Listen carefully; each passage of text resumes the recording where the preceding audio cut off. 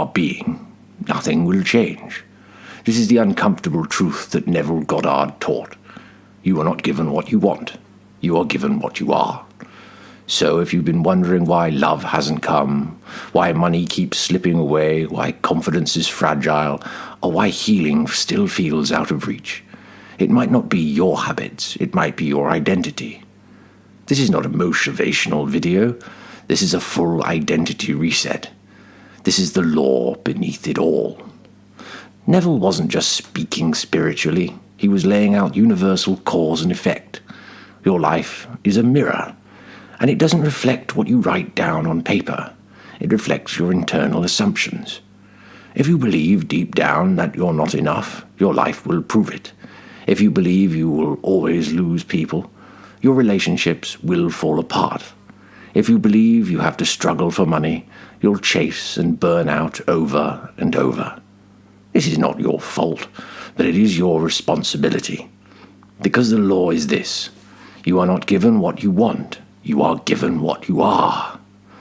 Wanting is easy, wanting is surface. You can want to be rich and still see yourself as broke. You can want love and still feel unlovable. The identity always wins.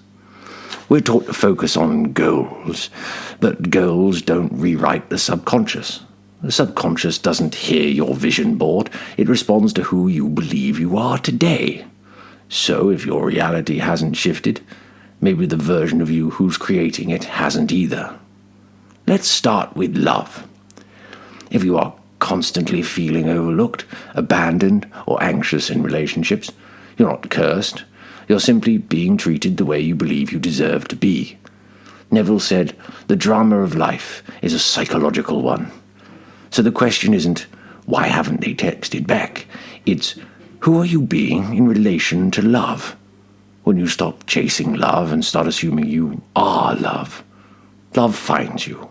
Not because you tried harder, but because you stopped contradicting your worth. Now, let's talk money. If you see wealth as something outside of you, something others have, something rare, something hard to earn, you've already told your subconscious, it's not mine. You can grind every day, but if your inner state is rooted in lack, that's exactly what you'll keep attracting. More lack. True wealth starts in the way that you walk, the way you speak, the energy you bring into every room. Neville didn't say to wish for money. He said, assume the feeling of already having it. Ask yourself, who would I be if I knew wealth was guaranteed?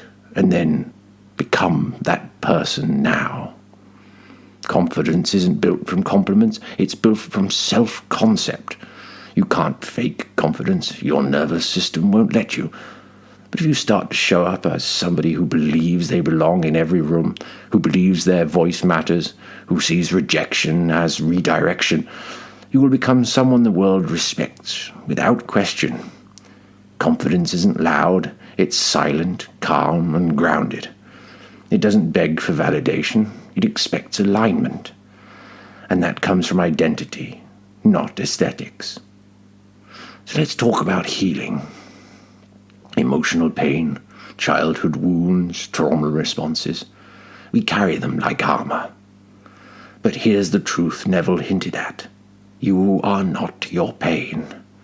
And when you identify with suffering, you unconsciously recreate it. You date versions of your parents. You sabotage progress because peace feels unfamiliar. But you can shift. Not overnight, but in a moment of deep decision. You can say, I am not broken. I am healing in motion. I am not defined by my past. I am defined by who I decide to be now. And from that state, healing begins to reflect outwards. If your life feels like a loop, it's because your identity hasn't changed. New job, same burnout. New partner, same emotional triggers. New house, same emptiness. Why? Because the scenery changed, but the self didn't. This is why the law is so confronting. It's not about effort, it's about embodiment. Until you become the version of you who lives the life you want, you will unconsciously sabotage the life you're trying to build. So, let's get practical. You don't change identity through obsession, you change it through quiet alignment. Start asking, who would I be if I was already done? Let go of urgency, it contradicts belief. Speak from identity, not desire. Don't say, I want peace. Say, I am peace. I move differently now. Don't ask, when will it happen? Say, it's already unfolding. I just haven't seen the evidence yet. Your tone, your pace, your language, your posture, your energy, that's what tells the universe who you are. Neville called it living in the end. That means you don't hope it will happen, you assume it already has. You don't wait for proof, you become the proof.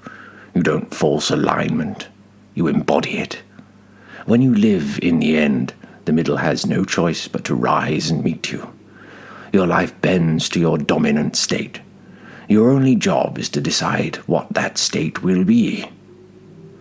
Most magnetic people don't chase, they don't perform, they don't convince. They are the quiet ones who walk with clarity, the ones who stop negotiating their worth. You feel them without effort because they've already assumed it. And that's what you're building now. You don't need louder affirmations, you need a quieter identity shift. Less force, more assumption, less waiting, more being. This is the quiet force, and it changes everything.